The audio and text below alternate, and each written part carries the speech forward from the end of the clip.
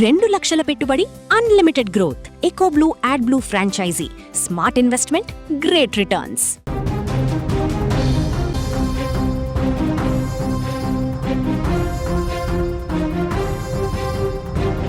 తొమ్మిదేళ్ల ప్రేమ వివాహం, కళ్ల ముందే తిరుగాడే 4 ఏళ్ల ముద్దుల పాప. భర్త బ్యాంక్లో మేనేజర్. ఎంతో సంతోషంగా సాగిపోవాల్సిన ఆ కుటుంబంలో ఒక్కసారిగా శోకం నిండింది. డిప్రెషన్ అనే మానసిక రుగ్మత ఒక నిండు ప్రాణాన్ని బలిగొంది.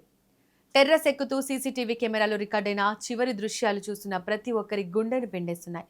హైదరాబాద్ కేపీహెచ్పీలో ఓ వివాహిత 5వ అంతస్తు నుంచి దూకి బలవన్మరణానికి పాల్పడిన ఘటన స్థానికంగా కలకలం రేపుతోంది. ఇప్పుడు మీ స్క్రీన్ పై కనిపిస్తున్న ఈ సీసీటీవీ దృశ్యాలను చూడండి. సోమవారం సాయంత్రం 4 గంటల ప్రాంతం. కేరళకు చెందిన శీతల్ అపార్ట్మెంట్ మెట్లెక్కి టెర్రస్ వైపు వెళ్తోంది.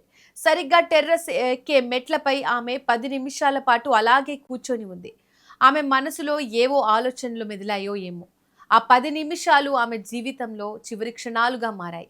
ఆ తర్వాత నెమ్మదిగా లేచి టెర్రస్ పైకి వెళ్ళిన ఆమె కొద్దిసేపటికి అపార్ట్మెంట్ గేటు ఆవరణలోకి దూకేసింది. క్షణాల వ్యవధిలో జరిగిన ఈ ప్రమాదంలో శీతల్ అక్కడికక్కడే ప్రాణాలు కోల్పోయింది. ఆ సీసీటీవీ ఫుటేజ్లో ఆమె నడుచుకుంటూ వెళ్తున్న దృశ్యాలు ఫుటేజ్లో రికార్డ్ అయ్యాయి. కెమెరాలోని కానూరుకు చెందిన సోను పురుషోత్తమన్, శీతల్ దంపతులు. 9 ఏళ్ల క్రితం వీరికి వివాహమైంది. వీరికి 4 ఏళ్ల చిన్నారి పాప ఉంది. భర్త సోను పురుషోత్తమన్ ఎస్బీఐలో డిప్యూటీ మేనేజర్గా పనిచేస్తున్నారు. భార్య, కుమార్తెతో పాటు తన తల్లిదండ్రులతో కలిసి కేపీహెచ్బీ 6వ ఫేజ్లోని ఓ అపార్ట్మెంట్లో 5వ అంతస్తులో వీరు నివాసం ఉంటున్నారు. బయటకు చూసేందుకు అంతా సంతోషంగా ఉన్న కుటుంబంలాగే కనిపించింది. కానీ శీతల్ గత కొంతకాలంగా తీవ్రమైన డిప్రెషన్తో బాధపడుతున్నారు.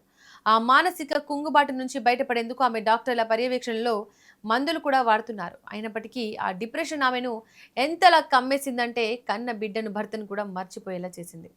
ఇక సమాచారం అందుకున్న వెంటనే కేపీహెచ్బీ ఎస్ఐ శశిధర్ తన సిబ్బందితో కలిసి ఘటనా స్థలానికి చేరుకున్నారు. అపార్ట్మెంట్ ప్రాంగణంలో రక్తపు మడుగులో పడి ఉన్న శీతల్ మృతదేహాన్ని పరిశీలించారు. వెంటనే ఆమె భర్త సోనుతో పాటు కేరళలో ఉన్న ఆమె సోదరుడితోనే పోలీసులు మాట్లాడి వివరాలు సేకరించారు. శీతల్ డిప్రెషన్తో బాధపడుతున్న విషయాన్ని కుటుంబ సభ్యులు పోలీసులకు ధృవీకరించారు. కేరళలో ఉన్న ఆమె తల్లిదండ్రులకు సమాచారం అందించడంతో ఆ కుటుంబంలో తీవ్ర విషాదం అలుముకుంది.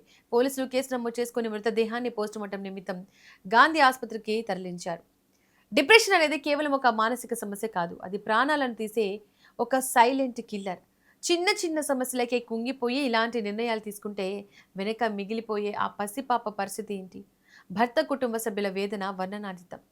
జీవితంలో ఎలాంటి కష్టాలు వచ్చినా సమస్యలను ఎదుర్కోవాలి, కానీ ఇలా తనువు చాలించడం ఎవరికీ పరిష్కారం కాదు. ఏదేమైనా ఊరు కాని ఊరు, రాష్ట్రం కాని రాష్ట్రం వచ్చిన శీతల్ ఇక్కడ ప్రాణాలు తీసుకోవడం నిజంగా బాధాకరం.